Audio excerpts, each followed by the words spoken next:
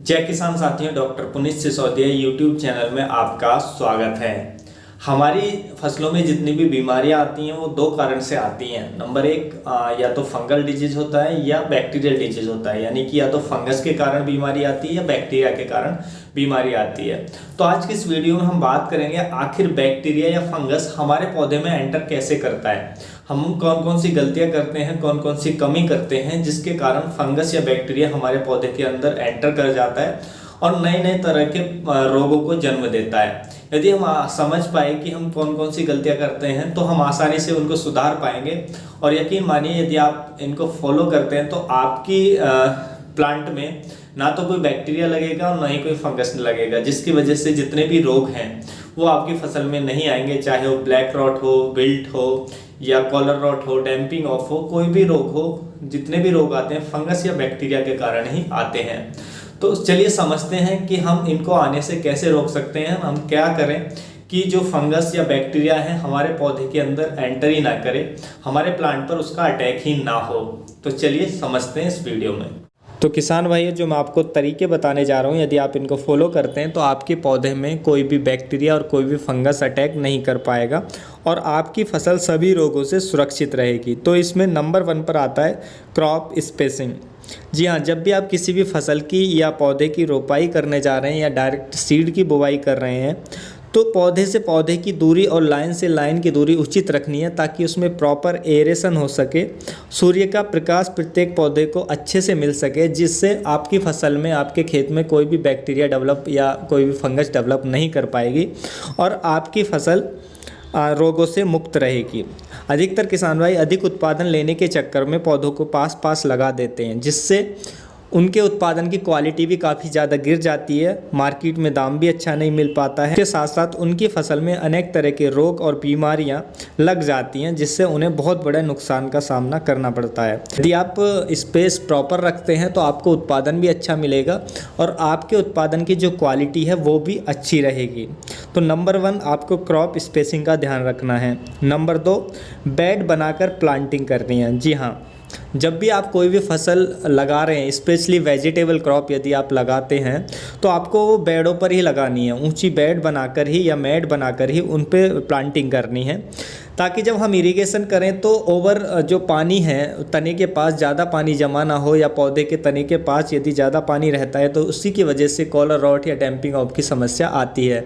तो पौधे के जो तना होता है वो सूखा रहना चाहिए ऊपर, और पानी नीचे आवश्यकता होती है जड़ों को। तो इसलिए जब हम बेड बनाकर करते हैं उसमें पानी उतना नहीं पहुँच पाता है, ऊपर से एरेशन भी अच्छा होता है, इससे हमारी फसल भी अच्छी होती है, विल्ट की समस्या भी नहीं आती है और तने के पास ज़्यादा नमी न होने के कारण कॉलर रॉट की समस्या भी हमारी फसल में नहीं आती है। तो वेजिटेबल क्रॉप जब भी आप लगाएं बेड बनाकर ही उसकी प्लांटिंग करें।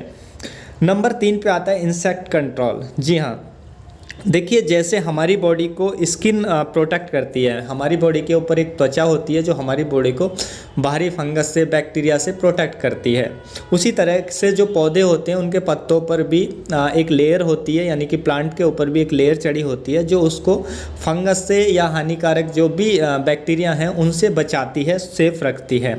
लेकिन जब इंसेक्ट पत्तियों को खाकर या रस चूसकर उनमें घाव बना देते हैं, उन घावों के जरिए ही जो बैक्टीरिया और फंगस होती है हमारे पौधे के अंदर एंटर करती है, जिससे बहुत तरह की बीमारियां पनपने लगती हैं। तो इसलिए यदि हम इंसेक्ट को, यानी कि कीटों को भी कंट्रोल में रखते हैं तो हमारे जो खेत में या फसल में बीमारियां कम आती हैं। तो इसलिए इंसेक्ट कंट्रोल आपको करना है। आप इंसेक्ट कंट्रोल में आप ऑर्गेनिक में भी जा सकते हैं, नीम की पत्तियों का या जो भी ये पेस्टिसाइड तैयार होते हैं ऑर्गेनिक, उनमें कुछ भी खर्चा नहीं आता है और उनका आप 3 से 4 दिन के अंतर पर स्प्रे करते रहेंगे लगातार, तो इंसेक्ट भी कंट्रोल होंगे और आपकी फसल में बीमारियां भी नहीं आएंगी। तो आपको ये ध्यान रखना है।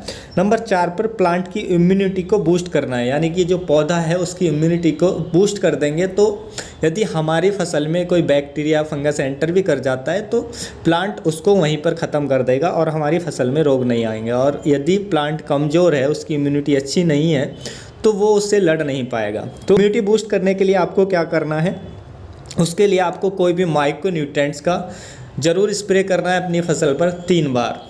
3 बार कब कब करना है? एक तो जब भी आप प्लांटिंग करें उसके 25 से 30 दिनों बाद पहला स्प्रे आपको देना है माइक्रोन्यूट्रेंट्स का।